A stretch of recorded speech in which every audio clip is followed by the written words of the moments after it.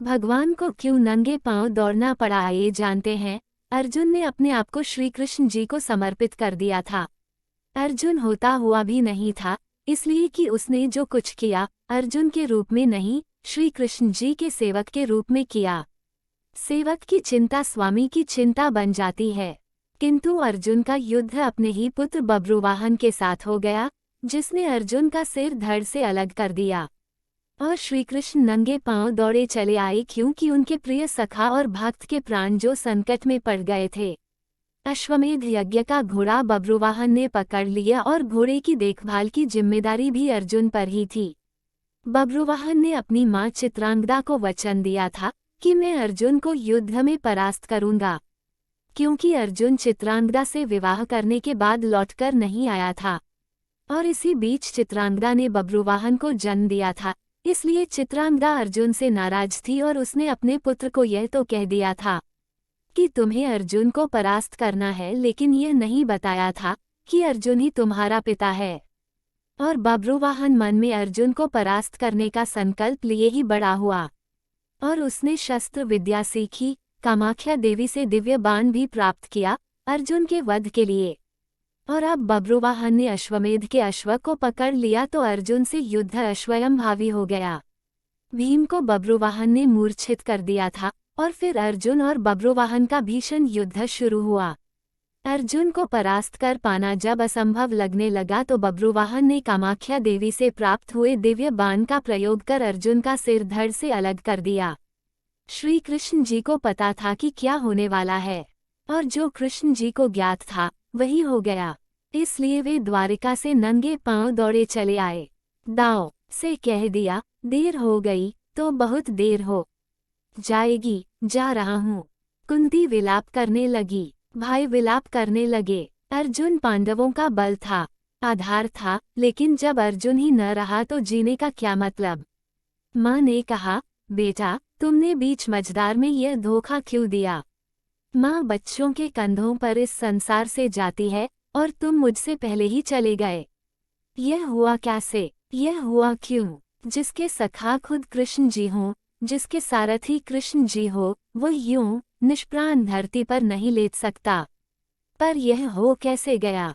देवी गंगा प्रकट हुई, कुंती को कहा, रोने से क्या फायदा, अर्जुन को उसके कर्मों का फल मिला है। जानती हो, अर्जुन ने मेरे पुत्र भीष्म का वध किया था धोखे से। वो तो अर्जुन को अपना पुत्र मानता था, पुत्र का ही प्यार देता था, लेकिन अर्जुन ने शिखंडी की आड़ में मेरे पुत्र को बाणों की शैया पर सुला दिया था। क्यों।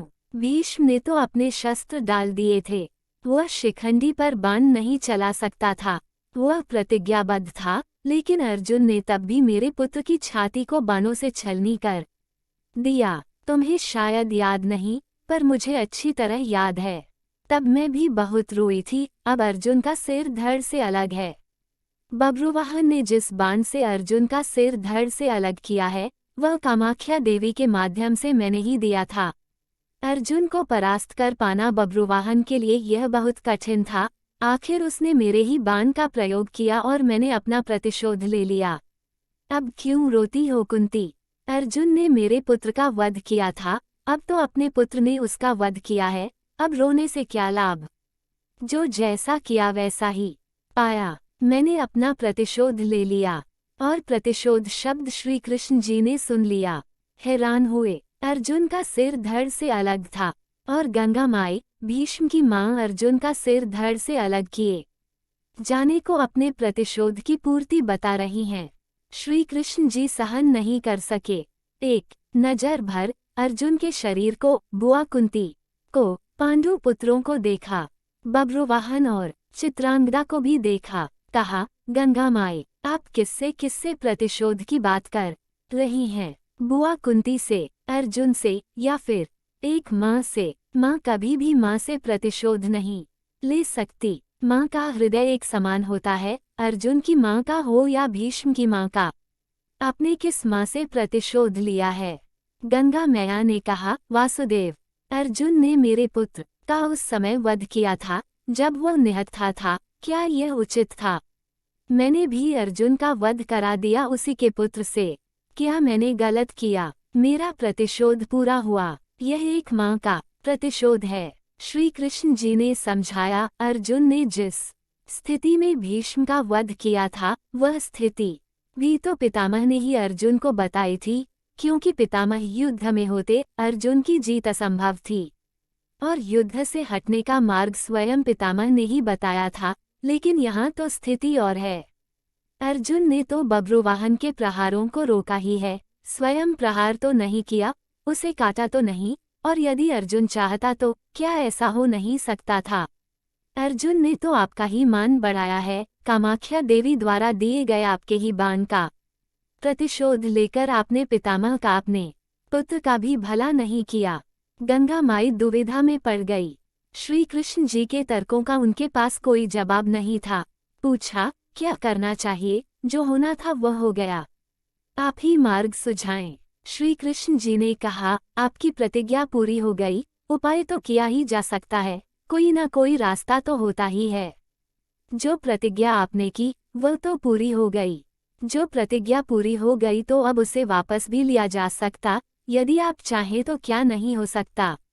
कोई रास्ता तो निकाला ही जा सकता है।